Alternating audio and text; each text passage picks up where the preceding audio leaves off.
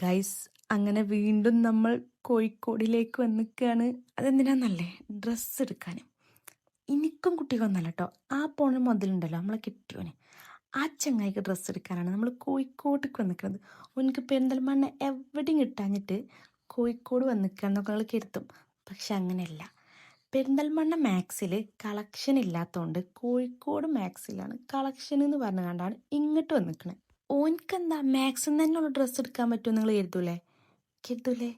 But അതിനൊരു പിന്നിൽ കഥ ഉണ്ട്. നമ്മളെ ചങ്ങായിക്ക് മാക്സേര് കുറച്ച് ഡ്രസ്സ് വെറുതെ കൊടുക്കും. ഞാൻ വെറുതെ പറഞ്ഞതല്ല, ശരിക്കും പറഞ്ഞതാണ്. നമ്മളെ ചങ്ങായിക്ക് മാക്സിന്ന് കുറച്ച് അധികം ഡ്രസ്സ് പൈസ ഒന്നും കൊടുക്കാതെ കൊടുക്കുന്നുണ്ട്. ഓരൊക്കൊരു ഭാഗ്യേ. ജോജിയോ, എൻ്റെ ഉപ്പച്ചിക്കുണ്ടല്ലോ ഒരു വെറുതെ ഡ്രസ്സ് കൊടുക്കുന്നുണ്ട്. വേണമെന്നുണ്ടെങ്കിൽ ഇതൊന്ന് എന്തെങ്കിലും ഒന്ന് പറഞ്ഞ് സെറ്റാക്കിക്കോ, അണക്കും വേണമെങ്കിൽ കിട്ടും. ആണെങ്കിൽ പറഞ്ഞോ പെണ്ണേ, വെറുതെ നിൽക്കുകയാണ്. കണ്ടോ എൻ്റെ പെച്ചി, കണ്ടോ എൻ്റെ പെച്ചി ഭൂലോക തെരച്ചിലാണ്. ഈ മാക്സിത്തെ ഫുള്ള് ഡ്രസ്സും മേടിക്കുന്നില്ല മട്ടിലാണ് എൻ്റെ പെച്ചി തരുന്നത്. ഹൈ, കണ്ണാടി ഉണ്ടല്ലോ ഇവിടെ, ഇന്നൊരു വീഡിയോ എടുത്തേക്കാം. ഇത് പിന്നെ നിർബന്ധമാണല്ലോ അല്ലേ? എങ്ങനെയുണ്ട് സൂപ്പറല്ലേ? ഈ അപ്പുറത്തും എന്നെ കാണുന്നുണ്ടോ?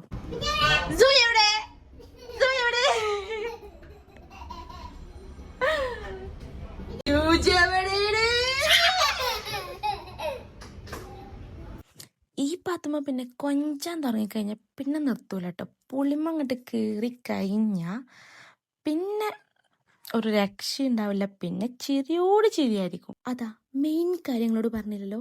അതെന്താ വെച്ചെങ്കിൽ ഞാൻ നേരത്തെ പറഞ്ഞില്ല, നമ്മളെ ചങ്ങായിക്ക് വെറുതെ ഡ്രസ്സ് കൊടുക്കുന്നുണ്ടെന്ന്. അത് സംഭവം ശരിയാണ് കേട്ടോ. നമ്മളെ ചെക്കന് മാക്സിന്ന് ഒരു 2800 സംതിങ് ഒക്കെ പോയിന്റ് ക്ലെയിം ചെയ്യാണ്ടായിരുന്നു.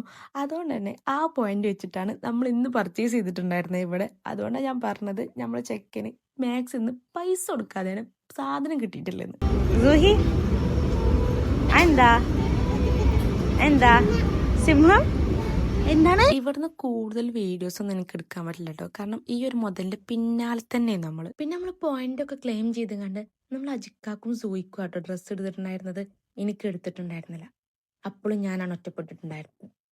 ശരിയല്ല, ഇതൊന്നും ശരിയല്ല. നമ്മളൊരു 3000 രൂപന്റെ അടുത്തോളം പർച്ചേസ് ചെയ്തിട്ടുണ്ടായിരുന്നു. ഇതൊന്നും നമ്മൾ ക്യാഷ് കൊടുത്തുകൊണ്ട് പർച്ചേസ് ചെയ്തതല്ല. ഇതൊക്കെ നമ്മൾ ആ ഒരു പോയിന്റ് വെച്ച് ക്ലെയിം ചെയ്തുകൊണ്ടാണ് ഈ പർച്ചേസിങ് ഒക്കെ ചെയ്തിട്ടുണ്ടായിരുന്നത്. സോ നിങ്ങളെല്ലാവരും ഇതൊന്ന് ട്രൈ ചെയ്ത് നോക്കൊണ്ട് ഇതെങ്ങനെയാണ് ഈ പോയിന്റ് ക്ലെയിം ചെയ്യാൻ പറ്റണെന്നുള്ളത് അറിയാത്ത ആളുകളാണ് വെച്ചെങ്കിൽ ഒന്ന് കമന്റ് ചെയ്താൽ മതി. നമുക്കിതിന്റെ ഡീറ്റെയിൽ ആയിട്ടുള്ളൊരു വീഡിയോ ചെയ്യാം. പിന്നെ നമ്മൾ അതിൻ്റെ ഉള്ളിൽ നിന്ന് നേരെ നെസ്ലോയിലേക്ക് പോയതാണ്. നെസ്ലോയിലേക്ക് പോയതല്ല, പോയിച്ചതാണ് സൂഹി ഫല്ലാഹ്.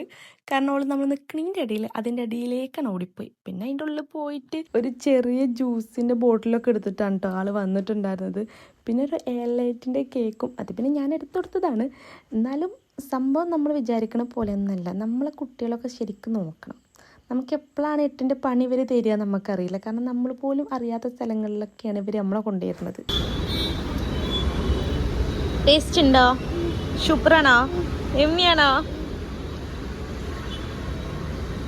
പിന്നെ ആളിവിടെ പുറത്തൊക്കെ ഇറങ്ങി മാളിൻ്റെ പുറത്തൊക്കെ ഇരുന്ന് കണ്ട കേട്ടോ ഭയങ്കര ഫുഡ് അടിയതോ. നമ്മളൊന്നും ഒരു മെയിൻ്റെനൻസ് ചെയ്യുന്നുണ്ടായിരുന്നില്ല. ഇവിടം വരെ വന്നിട്ട് അമ്മാമേസ് പോയി കണ്ട് ഭക്ഷണം കഴിക്കാതെ സെറ്റാവില്ല എന്ന് പറഞ്ഞിട്ടില്ല നമ്മളെ കെട്ടിയോന് സ്ഥിരമായിട്ട് പോയിരുന്നൊരു സ്ഥലമായിരുന്നു അത്. അതുകൊണ്ട് തന്നെ ആ ചങ്ങായി നമ്മളെ അമ്മാമേസ് കൊണ്ടിട്ടുണ്ടായിരുന്നു. ഞാൻ ഇതുവരെയായിട്ടും അമ്മാമേസൊക്കെ പോയിട്ടുണ്ടായിരുന്നു കേട്ടോ. അതുകൊണ്ട് ഞാൻ ഭയങ്കരമായിട്ട് എക്സൈറ്റഡ് ആയിരുന്നു. കാരണം ഭയങ്കരമായിട്ട് റീലാണെങ്കിലും ഇനിയിപ്പോൾ നമ്മളെ കെട്ടിയോണ്ടതാണെങ്കിലും ഭയങ്കരമായിട്ട് അവിടുത്തെ പൊലിവുകൾ നമ്മൾ കേൾക്കുന്നുണ്ടായിരുന്നു. അതുകൊണ്ട് അവിടുത്തെ ഫുഡ് കഴിക്കാൻ വേണ്ടി നമ്മൾ ഭയങ്കരമായിട്ട് എക്സൈറ്റഡ് ആയിരുന്നു. അംബിക മെസ്സത്തെ ഫുഡ് വെച്ച് നോക്കുമ്പോൾ അമ്മാമേസത്തെ ഫുഡ് എനിക്ക് പേഴ്സണലി ഇഷ്ടമായില്ല കേട്ടോ. പിന്നെ നമ്മൾ അവിടുന്ന് ഫുഡ് കഴിച്ച് വീണ്ടും നമ്മൾ ഗോകുലമാളിൻ്റെ ഉള്ളിലേക്ക് തന്നെ പോയി. നമ്മൾ സത്യം പറഞ്ഞാൽ രാവിലെ ഒരു 10-10:15 ആയപ്പോൾ ഗോകുലമാളിൻ്റെ ഉള്ളിലേക്ക് കയറിയിട്ട് പിന്നെ 3 മണിയായിട്ടാണ് അതിൻ്റെ ആ മാളിൻ്റെ ഉള്ളിൽ നമ്മൾ ഇറങ്ങിയിട്ടുണ്ടായിരുന്നത്. നോക്കാം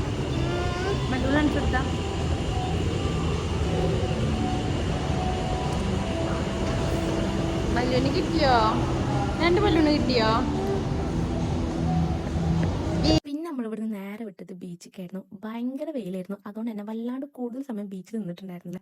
പിന്നെ ഒരു കാര്യം പറയട്ടെ, ബാക്കിയുള്ള വീഡിയോസ് ഒന്നും എടുക്കാനല്ലേ ചാർജ് ഉണ്ടായിരുന്നില്ല ഫോണിൽ. സത്യം പറയാമല്ലോ, ചാർജ് സെറ്റ് കഴിഞ്ഞിരിക്കുന്നു. അതുകൊണ്ട് തന്നെ ബാക്കി ഒരു വീഡിയോസ് പോലും എടുത്തിട്ട് ആരല്ല ഇനി പോകുമ്പോൾ സെറ്റാക്കാം. അപ്പം എന്തായാലും ഇത്രയേ ഉള്ളൂ ഈ വ്ളോഗ്. ഈ വ്ളോഗിന് എൻഡ് ഉണ്ടോ ചോദിച്ചാൽ എൻഡിങ് നമുക്ക് ഈ ബീച്ച് വെച്ചാൽ അവസാനിപ്പിക്കാല്ലേ. ഇത് വല്ലാത്തൊരു എൻഡിങ് ആയി നിങ്ങൾ വിചാരിക്കും, പക്ഷെ സാരല്ല, അവസ്ഥ എങ്ങനെയാണ്.